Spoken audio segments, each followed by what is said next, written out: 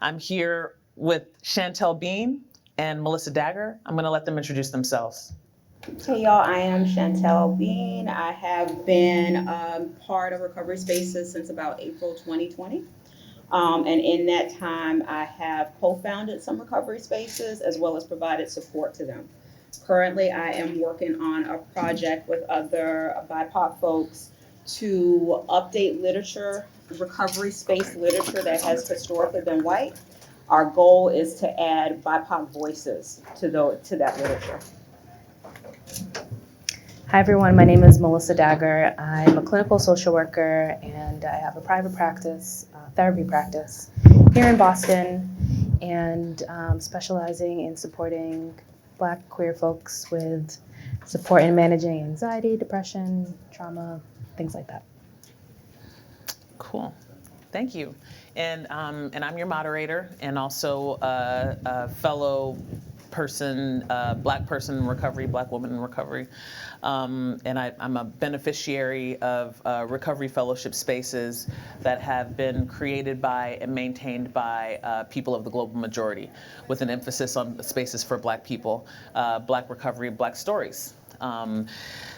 So I'm really glad that this is happening. I'm really grateful to the Boston Ujima Project for doing all this work to convene us to here today. So introductions have been made. Also, we're going to share a video with you from one of our fellows, Carlos Lovett, who is also a co-creator of recovery spaces for people of the global majority, with an emphasis on adult children of alcoholics and family dysfunction. So, the value of seeking recovery. Why do some of us need it? Chantel, can you get us started with some reflections on why some of us find that we need and then seek out recovery? Sure. What I would say is, I speak for myself, and I would say as a Black woman in recovery, one of the things that I've realized is that trauma in itself can be generational. So there are a lot of things, habits, ways of doing things that I picked up on as a child that served me as a kid, but didn't necessarily serve me as an adult. And when I started to do the work to unpack that, I realized that a lot of that had been passed down through my family. It wasn't something that was nefarious. It was something that one member of my family member way back when said, this is something that I can pass down to my kids, they can pass down to their kids, and that's going to ensure our survival. And it worked for them in those days, and in my early years it worked, but it didn't necessarily serve me now. And so the value that I found in being in recovery spaces is that it's given me an opportunity to unpack those things, and it's also given me an opportunity to shift my brain from being in a state of survival, because basically that's what a trauma response is, and start to focus on how can I thrive. And so the value that I've gotten out of recovery and healing spaces is specifically BIPOC spaces and Black spaces, is that the stories that I've been telling myself that are the reasons why I do these things that I thought was unique to me is not. I'm hearing my story coming out of people's mouths that look just like me. And so that has helped me be able to approach life differently, is what I would say. Wow, that's amazing. Thank you so much for that. Melissa, I want to make some space for you to jump in here too. I'm going to go a little off book, but okay. Melissa, in your experience as a clinician, speaking in general terms, what are some reasons that you have found that people like us find themselves seeking recovery and seeking you out? Yes, I support a lot of folks who are dealing with the effects of racial trauma brought upon by poverty, and right now really supporting folks who are dealing with stress from work. The pandemic has really put a extra special stress on us as Black folks, and Can we pass the mic to her? am I speaking kind of low? Sorry, I'm like using my little therapy voice, right? Is this better? Yep. Okay, thank you. Do you want me to repeat what I was saying? Could you? Okay, yes. I was saying that a lot of the people who seek my support right now are dealing with the effects of trauma, whether it's like childhood trauma or trauma related to growing up in poverty, absolutely trauma related to racism, and especially with the pandemic, that's put an extra stress on our community. And I think for me, what's really powerful is to be able to support people who have never actually considered therapy in the past, or where there's been a lot of stigma attached to it, and who are like for the first time, maybe the first people in their family to start to address some of the generational trauma that's been passed throughout the lines. And it's a really difficult space for people to be in, to start to challenge the patterns in their family, but it's a really powerful space, and it really kind of opens up the family really to being able to be like, yeah, this is normal, or this isn't normal. Can we kind of talk about it a little bit more, and to really be a model to the people in our community and our families to be the first ones to seek out therapy. It's a powerful space and position to be in, and a tough one. Thank you both.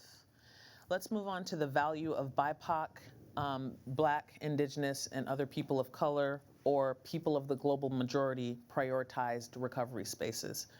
Back to you, Chantel. Finding that in the past, we've spoken, we're fellows, and in the past, you've described to me that you found that you could not fully recover in the same spaces or spaces similar to those in which you were so sick.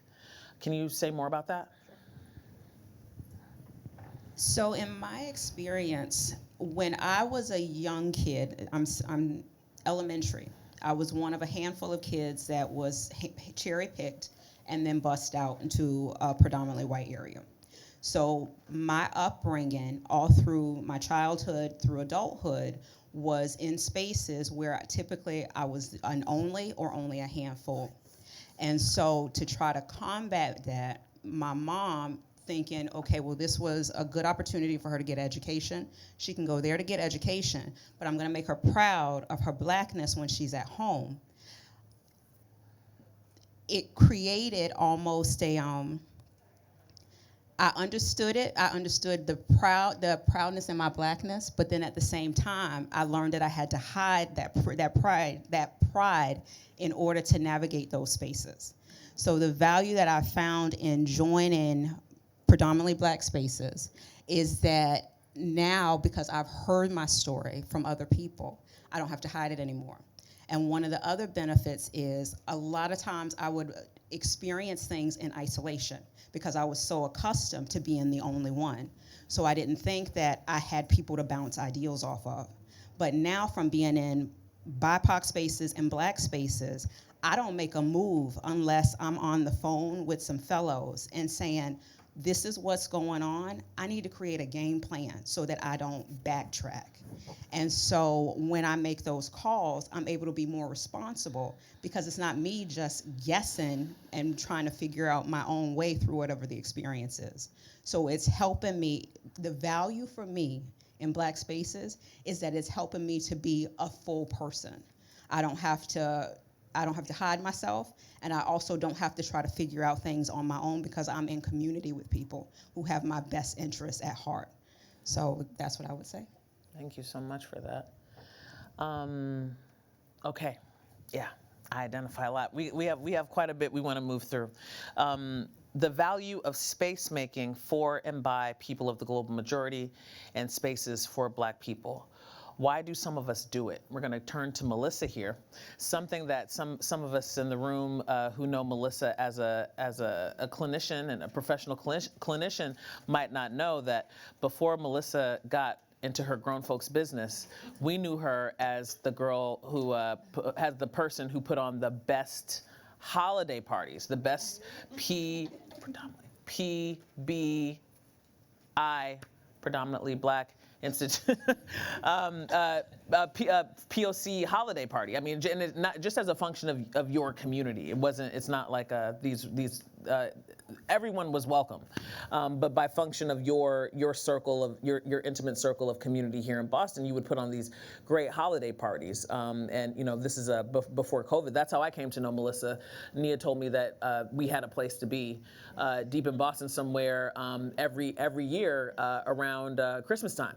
And some of you might be old enough to remember the work of art, the masterwork that is Living Single. But if you remember the holiday episodes every year, it was like that. It was like that at Melissa's house. So I wanted to open this up a little bit. So why the value of space making for and by people of the global majority, with an emphasis on spaces for Black people. Why do some of us do it? Melissa, tell us about your holiday parties. Why did you feel compelled to make great gatherings for joy? Amazing food, like full adornment, and what is it? What are they called? Decorations? Thank you. Decorations. Decorations. Yes.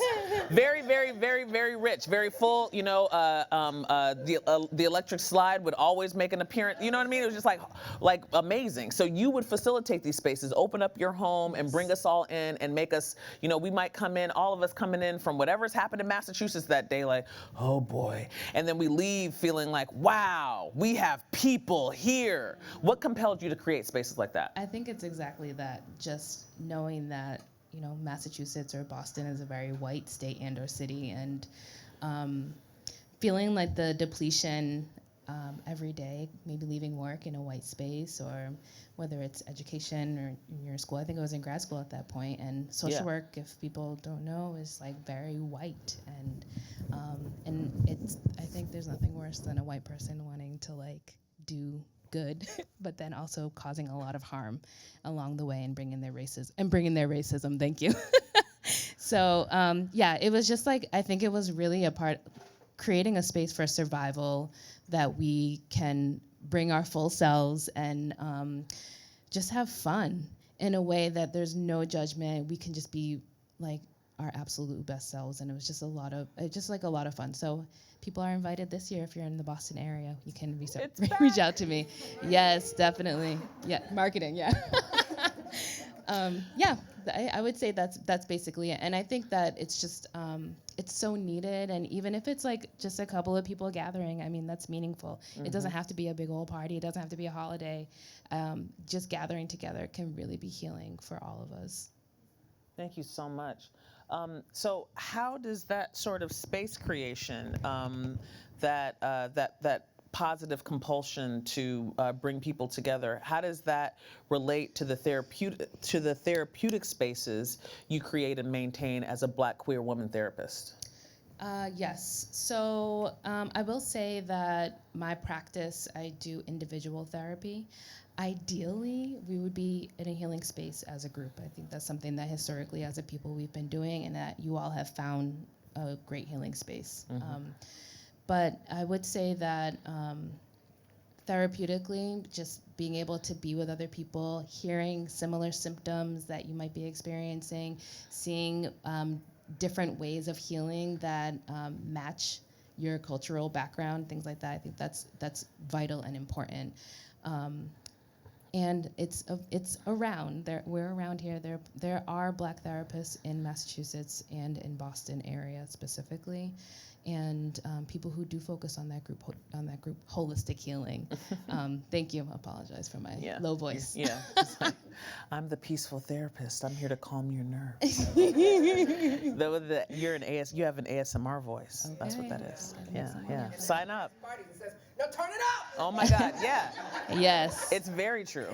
This is all very accurate. Yeah. This is all very accurate. Okay, so here's where I come in and add to this part of the conversation. Thank you both so much for this. I think we're making good time. So the value of space making for and by people of the global majority, BIPOC spaces, and spaces for Black people. So I've been asked to tell a little story about what happened during the COVID-19 shutdown, during the lockdown, and specifically around the 2020 election. What was the previous one? What was the previous one? 2016? Yeah, so the 2016 election, I remember waking up crying.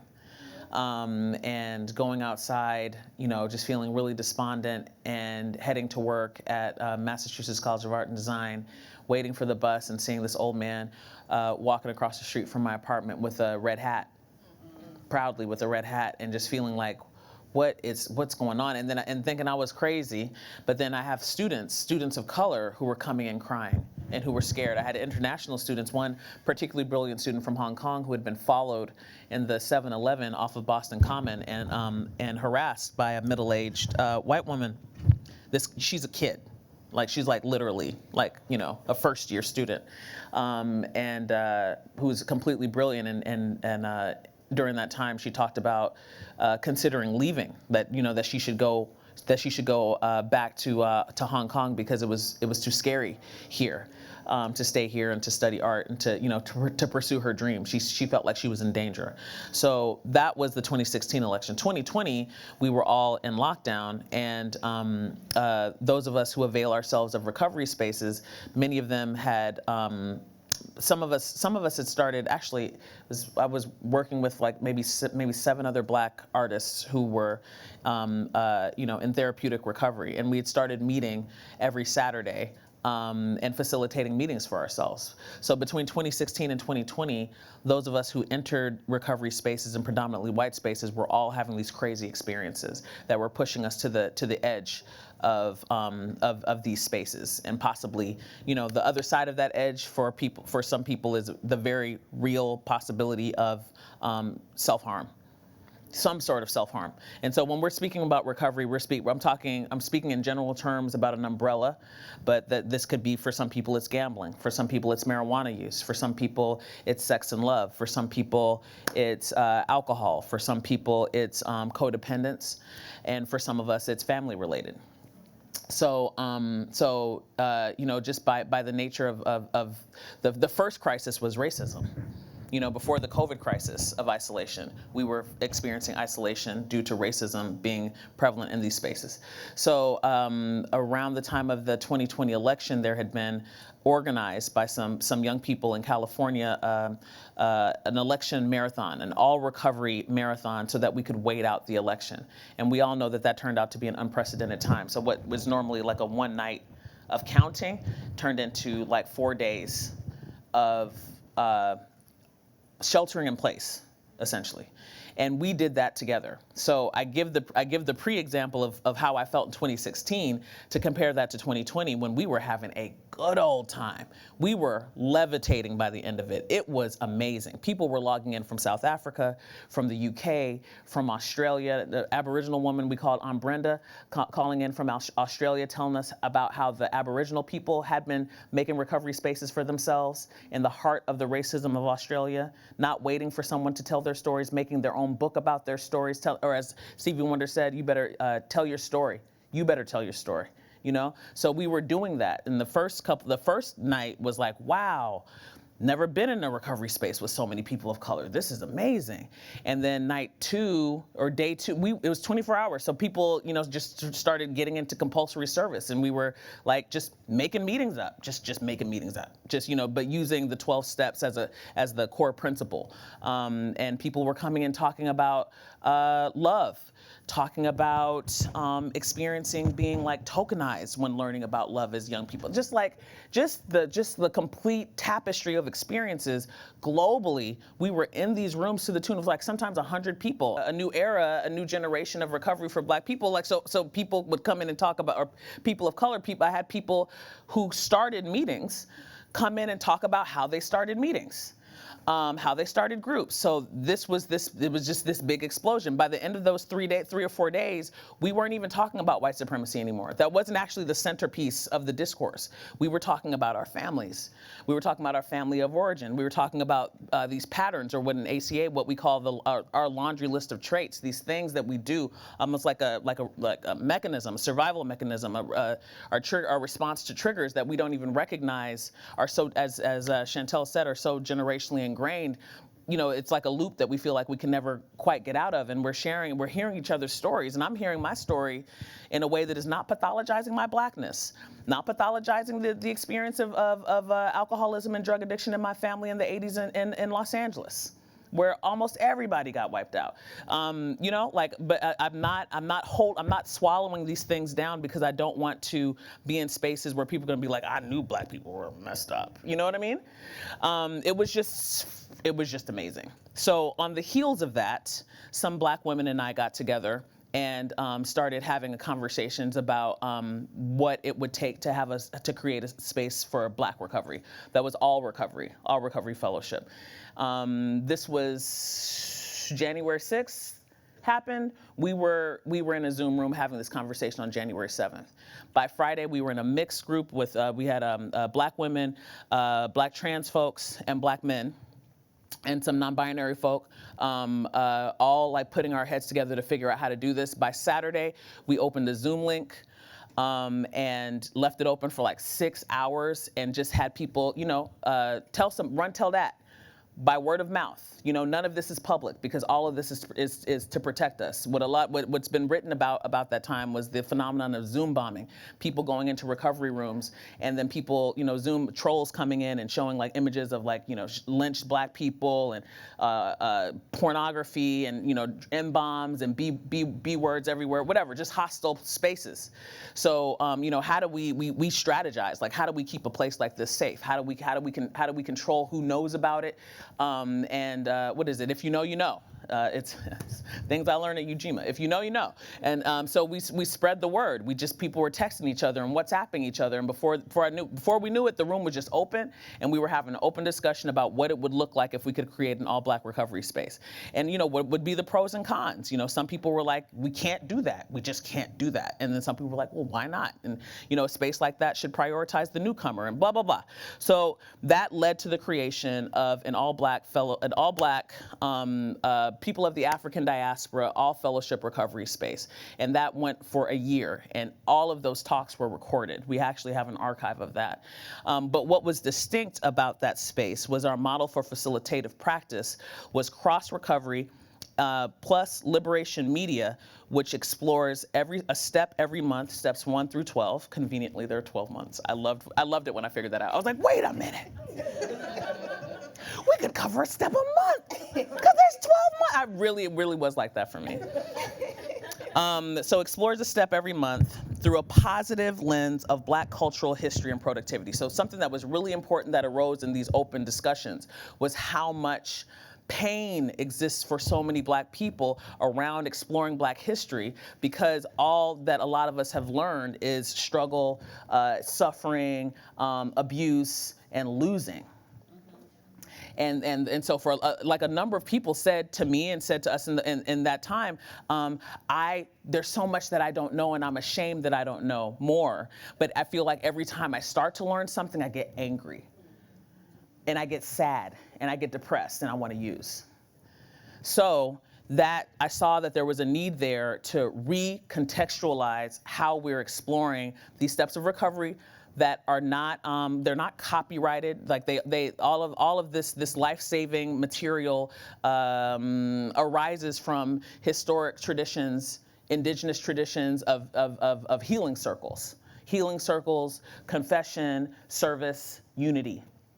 So how do we rewrite that for Black people in a way that represents our history and the possibility that we can and do recover together? So that's what we did, and we did that for a year, and then that model was handed over to another couple of Black women who stepped up to lead and to create a service structure that allows it to persist. And Chantel was a part of that service structure, and that's what brings us to this example of liberation media section. We just have an excerpt here from step 3, Afrofuturism, and an introduction. Chantel? Thank you. So really quickly, the excerpt that I'm about to run us through, this would be usually about a 10-minute portion of the meeting. And the purpose was to tie it to the step, but then also to teach some specific portion of Black history. For this month, we focused on Afrofuturism. And Tamashi and I talked about it, and we thought with the fact that this is Black possibilities, this would be perfect. So, so the screen's over there. Sorry for all of you. That's cool. You're good. And the way this works in the model, in the structure and the architecture of the meeting is that there's a welcome, there's music, there's Black music. To open the meeting, there's a hello, hi to everyone. When we Nia and another friend of ours were actually very key in helping us to figure out how to transition this model into something more sustainable. And one of the things that we found out when we were going through that process, when we asked people, what do you love about Black family gatherings? What do you love about Black community gatherings? And just let people answer, and then embedded those answers into every step of the restructuring. So one of the things that people said that they love are, sharing music, dancing, seeing how people have grown up, seeing elders, the hello, the loving hello. So that's literally worked into the function of the meeting. And then eventually following that is Liberation Media, which is then followed by a 25-minute speaker on Some Recovery. From Some Recovery Fellowship. Take it away. So this one is Afrofuturism, and step 3, an introduction. So Afrofuturism is reimagining the past, present, and future through a global Black lens. It is a philosophy and style rooted in social justice and equity. It is often expressed through creative mediums, such as these seen below. It invites us to imagine a world where Black people bask in our liberation and thrive. Step 3 is making a decision to turn our thinking and our actions over to the care of God as we understand God. Afrofuturism is Black people envisioning and shaping a future of our own. Both are freedom quests. Afrofuturism seeks liberation from the negative social structures that dominate the present world, while step 3 seeks freedom from the bondage of self. Sometimes described as the space between the slave ship and the spaceship, Afrofuturism is expressed in various media and creative forms.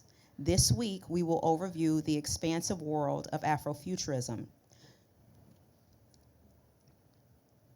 Afrofuturism is not new. It is embedded in our DNA. It is our lineage to create and innovate.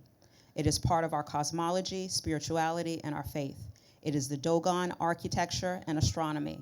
It is the Yimaye and Yoruba deities on both sides of the Atlantic. It is the University of Timbuktu. Afrofuturism is taking agency in our lives and providing perspectives that strengthen us. In the deep rivers, Solomon and David Diggs mythologize ancestor communities formed underwater from our pregnant or ill ancestors thrown overboard as damaged property, and the premonitionists who jumped from slave ships knowing what laid ahead. Afrofuturism is making a way out of no way, escaping the toxicity of slavery, Nanny leading the Maroons into the Blue Mountains of Jamaica, Ganga Zumba and Zumbi setting up Quilumbas in Brazil, Cecil Fatiman and Roman La Prophetiste leading the uprising and independence of Haiti. Harriet leading multiple folks on multiple trips over the rivers and through the snow. It is Virginia Hamilton reminding us that the people could fly.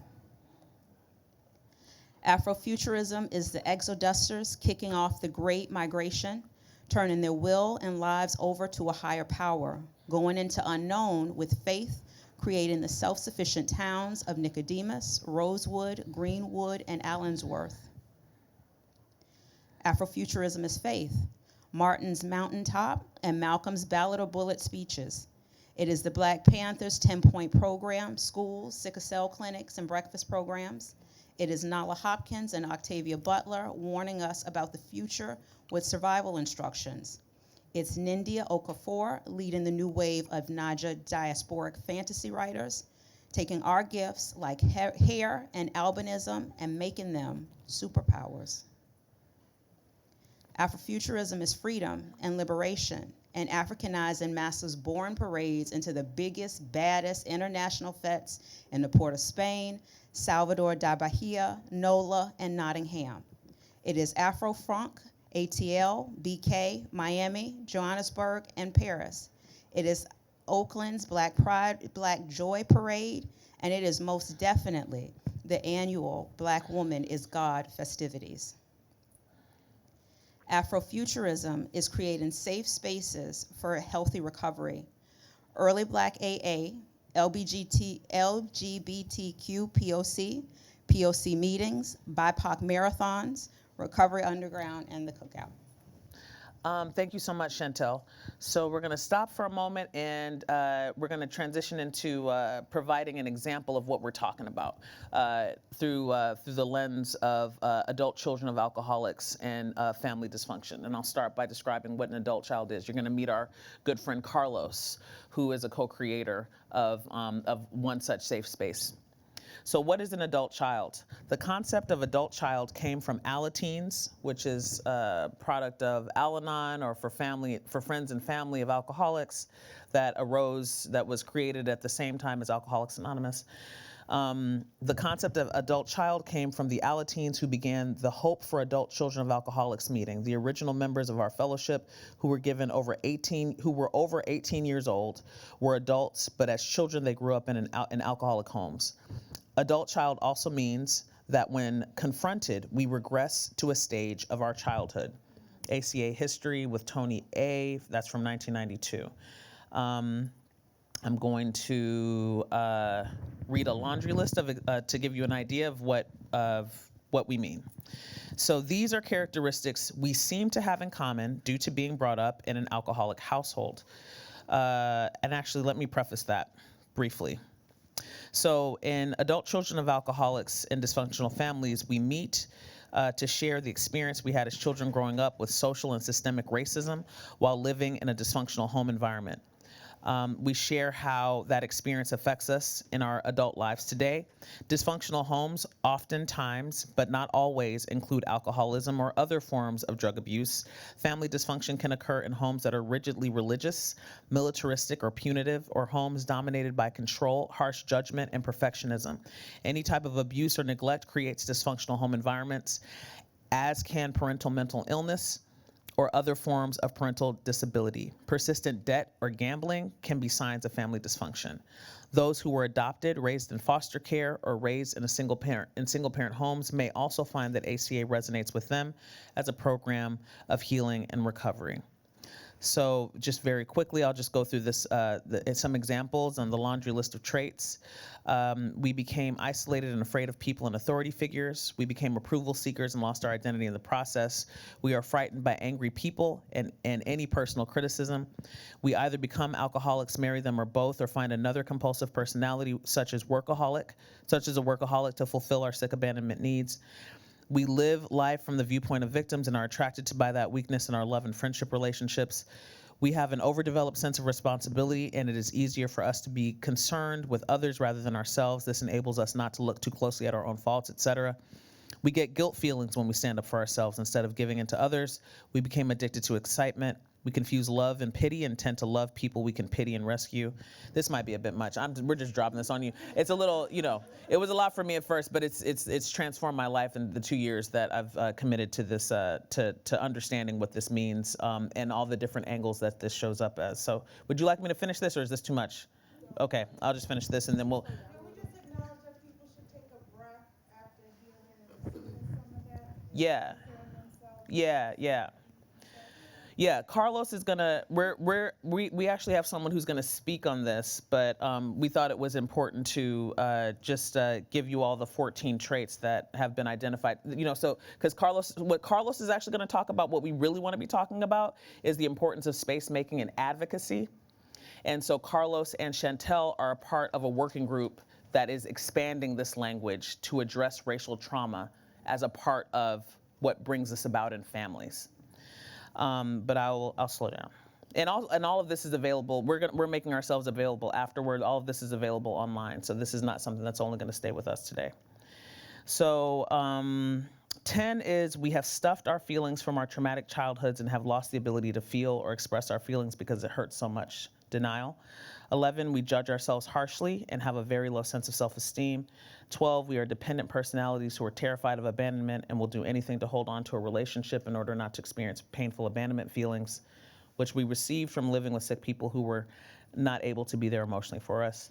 And 13, addiction is a family disease. We became para-addicts and took on the characteristics of that disease, even if we did not pick up a drink. And 14, the 14th trait is para-alcoholics or para-addicts are reactors rather than actors. So now we're going to hear from Carlos. And then just really quickly, when she said para-alcoholics or para-addicts, that's just another word to say that a person is a codependent.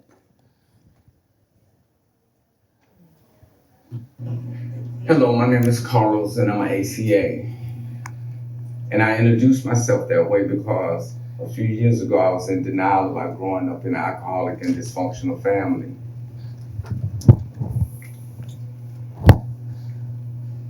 When I came into program, I came into spaces with people that didn't look like me. Their stories wasn't quite like mine. I stayed because I could take bits and pieces from what I was hearing and what I was reading. Yes, my mom was abusive, raging. Yes, my dad was disconnected and absent.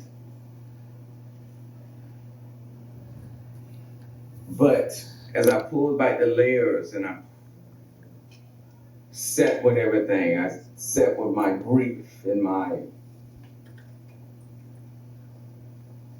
pain, I realized that it was a reason.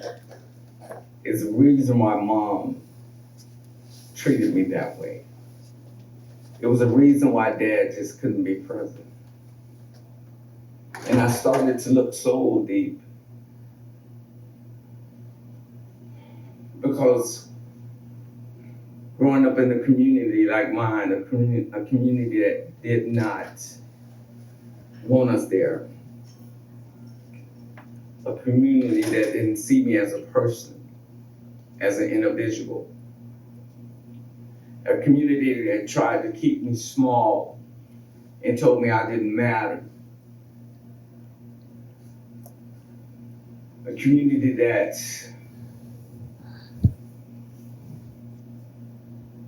literally just tried to leave us behind. In Living Color, this program is a space that for people that look like me and have similar stories. Stories that we don't have to be ashamed about anymore, that we don't have to be silent about anymore. Because even though we grew up in this community, at home we never spoke about. So racism is like a silent killer. It is something that we carried from generation to generation to generation. And now I don't want my kids carrying it. I don't want my kids being silent about it.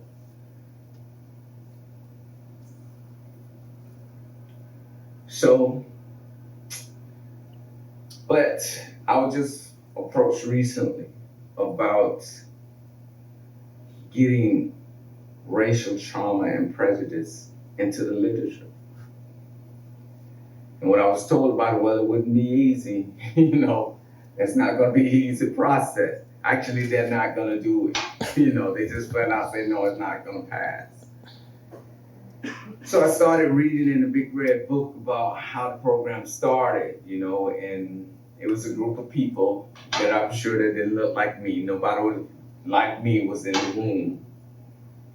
And in the end of their meeting, they said, well, this is not complete, that this program will eventually evolve into something more.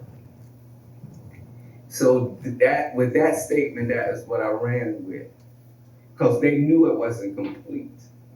They knew, somehow they knew I was out there, and they knew I was dealing with something deeper, and so we got a yes. So we formed this writers group, and because of the language, racial prejudice and racial trauma is not in the language. So now we have to create a language. We have to speak about things that we just told, well, can't say that. That hurt people. Well,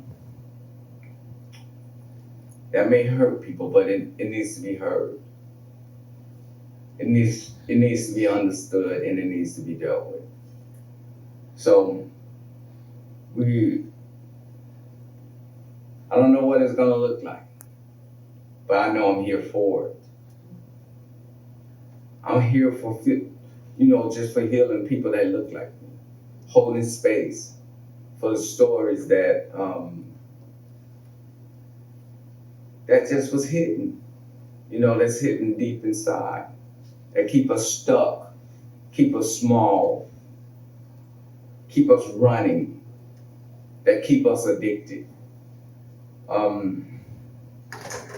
Yeah, and I have to carry that much longer, you know.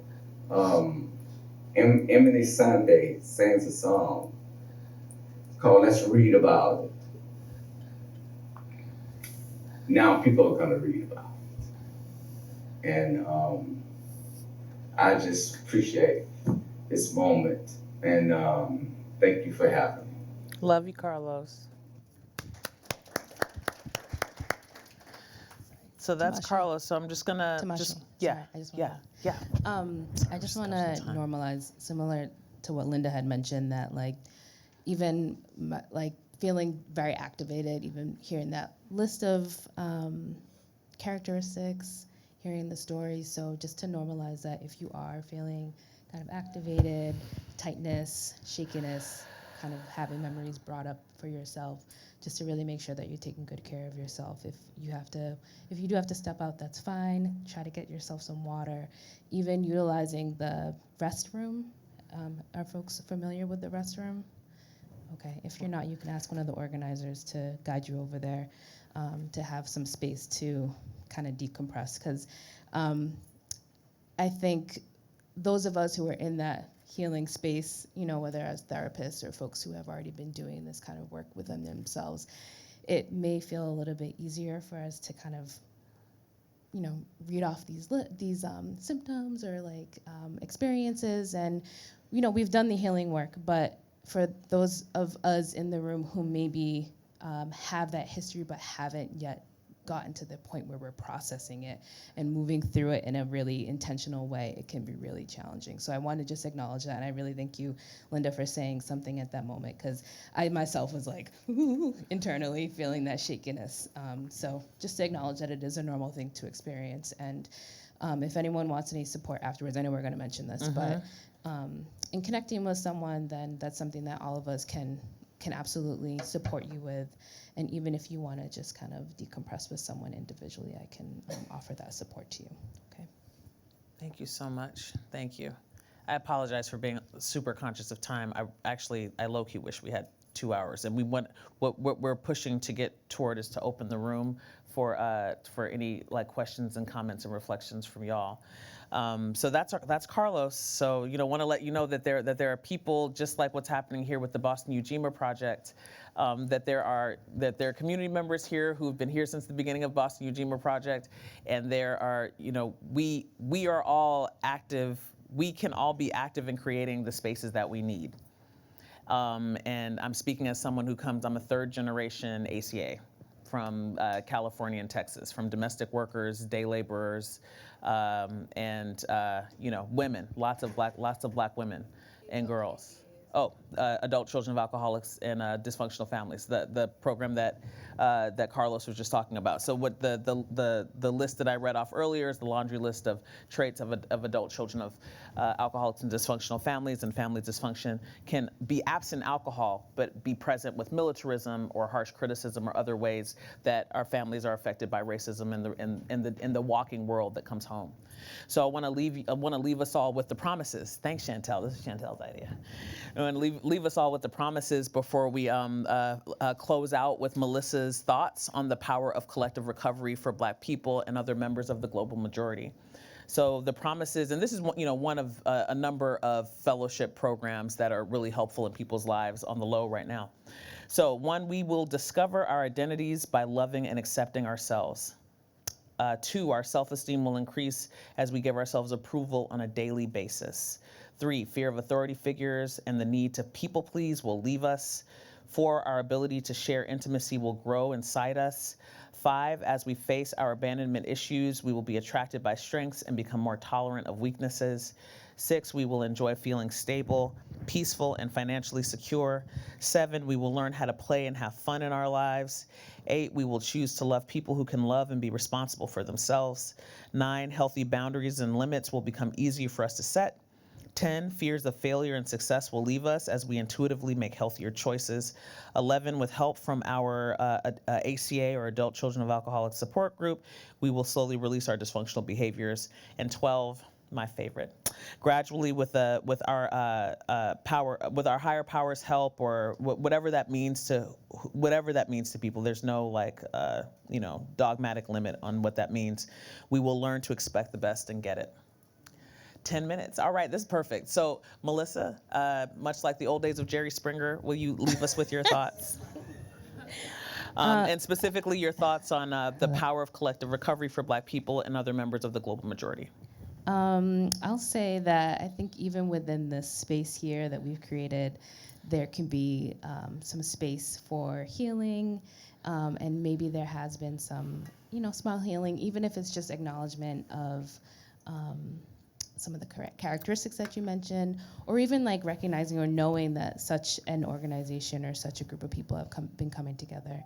I think that collective healing can happen anywhere, and like I said before, it doesn't have to be with a group of many, many people. It can be you and 2 other people, and really just normalizing the human experience, and also that this is not a permanent state. Right. At any point in our lives, we can decide that we want to start our healing journey, and with the help of others, which is so absolutely important, we can get to where we want to be on a continual learning and healing space. I mean, we never actually arrive, right? Yeah, that's what I would say. Word. Yeah. Thank you so much. Chantel, do you have any final thoughts before we open up to the room? No, I'll go ahead and yield the time to if they have any questions. Awesome. I'd be happy to help. Are there any questions? Cool. First hand. And you can come over here and speak into the microphone, please. All right, Ray. I can bring them 5, up to 6, you. 7, Ray. Okay, I won't be shy. I just wanted to take a moment and do that breathe in, breathe out thing, and I guess I could share smell the flowers. So this is something I do that I learned from a teacher that helped me with my kids and the kids I worked with. So if we could take a moment to smell the flowers and blow out the birthday candles. Smell the flowers. Blow out the birthday candles. Smell the flowers. Blow out the birthday candles. I'm doing this because I needed it. And I just wanted to share how special this is, because it's very, very, very close to home. And yeah, I just wanted to share, I didn't even know all the ways that addiction really shows up. It doesn't necessarily need to be a substance. It could be a way of thinking and a way of being. And I really have been able to realize how much growing up in a Baptist Haitian home is a big part of some of the issues that I've experienced in my personal adult story. So yeah, church can be alcohol too. Thank you. Thank you so much. Anybody else?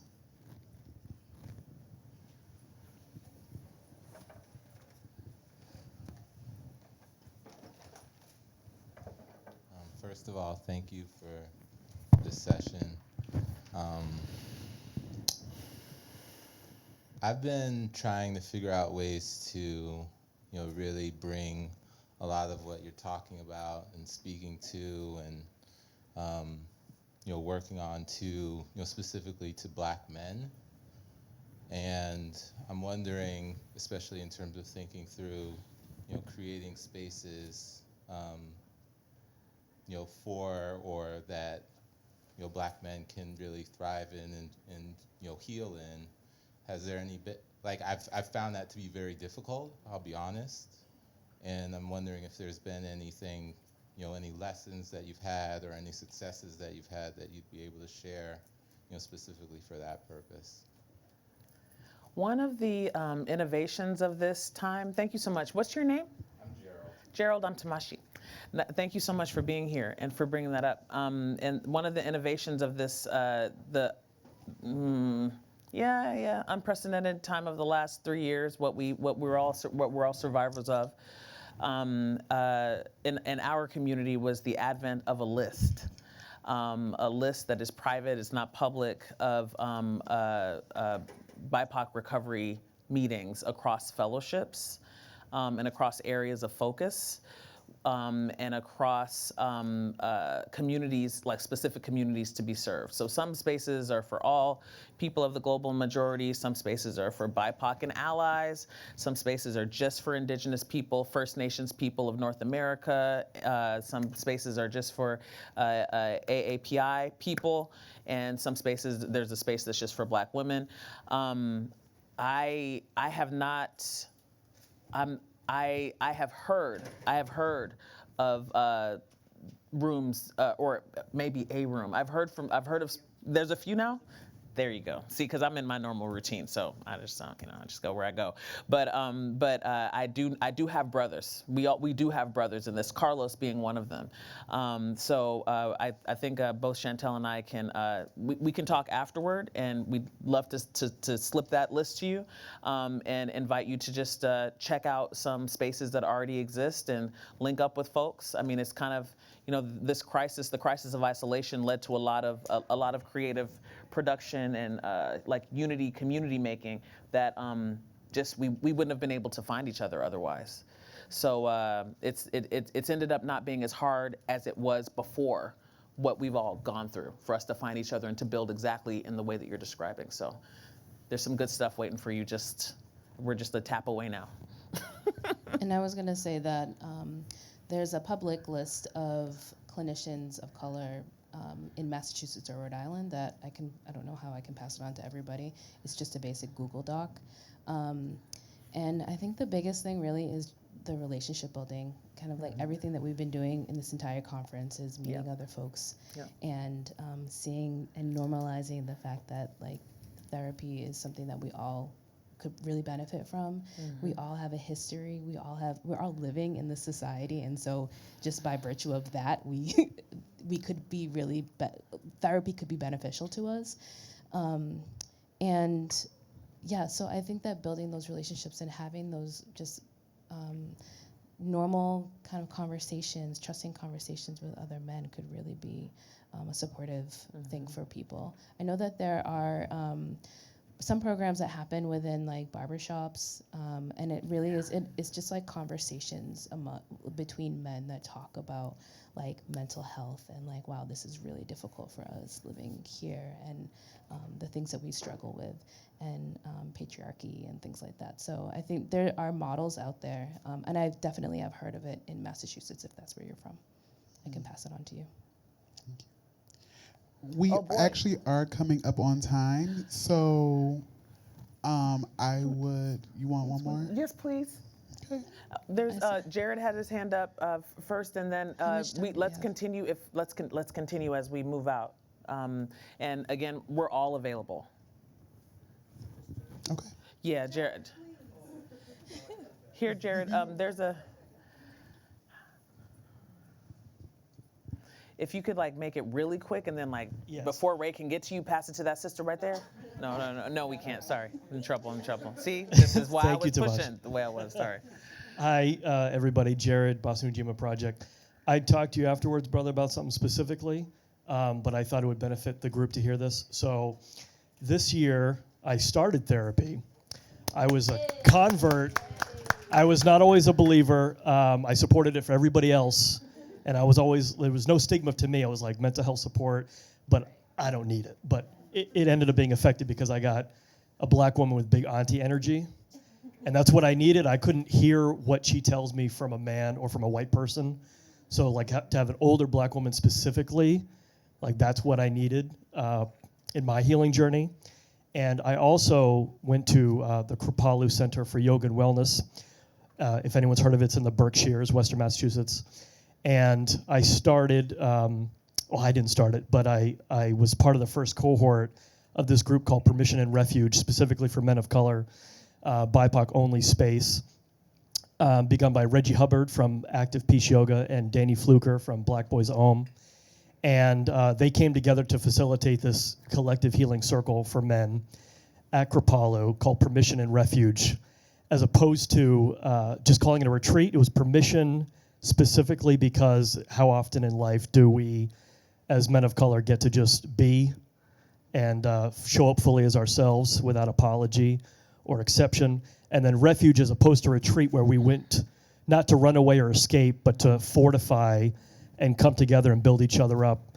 And I've seen the whole range of reactions and emotions and orientation from people who've, teach yoga, they've practiced for years, they're experts, to people who were very hostile or reluctant and were sort of dragging their feet to get there, who totally came alive through dialogue, through meditation, through physical practice, and having real spiritual awakening and transformation. So I went in May. We had our second one in August. The next one will be in February. The women are way ahead of us on this. We've only done twice. They've been going for 25 years. And the men's and women's one will coincide together President's Day weekend in February. So if anyone's interested, just talk to me afterwards. But it's dope. And I can't recommend it enough, and it's changed my life. Women of Color Retreat is at the end of October at Kripalu in August. Can I ask a question? So if there are resources that people want to share, or if we want to share, is there like a universal place that we can put it so folks can access it? On the app? Okay. The WOVA app. Okay. So download it. Okay. Yeah. Okay. Yeah. So there are ways for you all to access the resources that we shared through the app, or we'll email Ujima. I didn't say, did I say Nia? I said Ujima. So keep your eyes open for the people who just spoke. What's your name again, young lady? Me? Yeah. Linda Wells, Jared. Look at Linda. Look at Jared. Look at Melissa, Chantel, myself. We want to thank you all for your openness, for your tenderness, Yes. For your survival, for your commitment to Black possibility, to healing, and to building together, to unity, and maybe also to recovery. We can and do recover together, and we all deserve it. Yes. Thank you so much for this. Thank you. Let's give a round of applause for our speakers. All right, y'all, we are moving into our final session of the retreat of our conference. It's going to be in this space starting shortly.